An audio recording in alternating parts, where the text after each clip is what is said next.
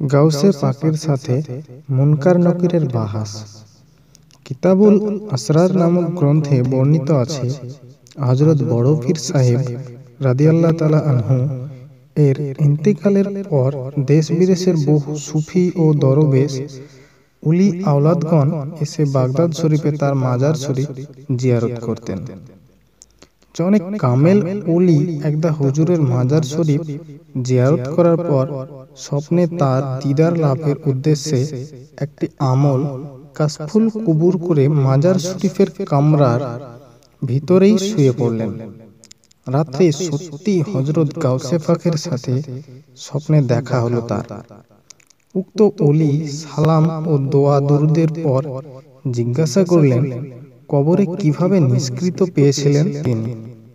হযরত বড় পীর সাহেব হেসে উত্তর দিলেন, আপনার প্রশ্নটা ঠিক হলো না, বরং জিজ্ঞেস করুন মুনকার নকির ফেরেশতাদ্বয় কিভাবে আমার নিকট থেকে নিষ্কৃতি পেয়েছিল।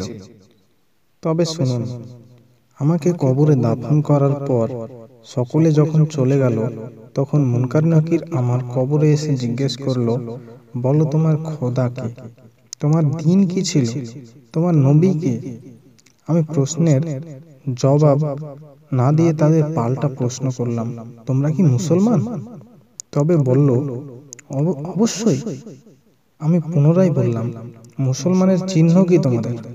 সালাম কোথায়, মুসাফা কোথায়, সৌজন্যমূলক কুশালীদের কথা কোথায়? আমার কথায় মুনকার নাকির অপ্রস্তুত হয়ে গেল। তারা আমাকে সালাম দিয়ে যা মাত্রই মুসাফা করার জন্য হাত বাড়ালাম, আমি তাদের হাত চেপে ধরলাম। তাদেরকে প্রশ্ন করতে লাগলাম, আচ্ছা বলো তো, আল্লাহ যখন আদম সৃষ্টির ইচ্ছা তোমাদের কাছে ব্যক্ত করেছিলেন, তখন তোমরা আদম সৃষ্টির বিরোধিতা করেছিলে কেন? এটা কি প্রতিহিংসা নয়? এটা কি আল্লাহর বিধানে জায়েজ আছে? আমার প্রশ্ন শুনে ফেরেশতাদ্বয় হতচকিত হয়ে গেল। তারা বলল, আমরা তো একা নিষেধ করিনি, সকল ফেরেশতাই তো নিষেধ করেছিল। কাছেই তাদের সাথে পরামর্শ করার সুযোগ দিন। আমি একজনকে ছেড়ে দিয়ে অন্যজনকে ধরে রাখলাম। সে গিয়ে অন্যান্য ফেরেশতাদের সাথে আলোচনা করল, কিন্তু কেউ এর যথাযথ উত্তর দিতে পারল না। অবশেষে সব ফেরেশতারা আল্লাহর কাছে আরজ করল, বারে ইলাহি, আমরা তোমাদের এক বান্দার কাছে নাজেহাল হয়ে যাচ্ছি, তুমি দয়া করে এর উত্তর বলে দাও। তখন আল্লাহ পাক তাদেরকে বললেন, আমার আব্দুল কাদের প্রশ্ন সঠিক করেছেন, মুনকার নকিরকে বলো তারা যেন ক্ষমা চেয়ে চলে আসে। আমার যে বান্দা তোমাদেরকে প্রশ্ন আটকিয়ে দিতে পারে, তাকে পুনরায় প্রশ্ন করার আদৌ প্রয়োজন আছে কি?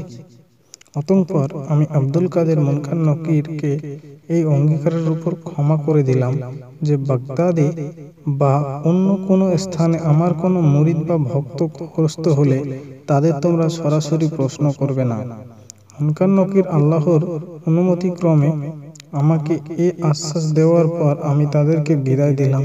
এভাবে মুনকার নকির আমার নিকট থেকে নিষ্কৃত লাভ করল।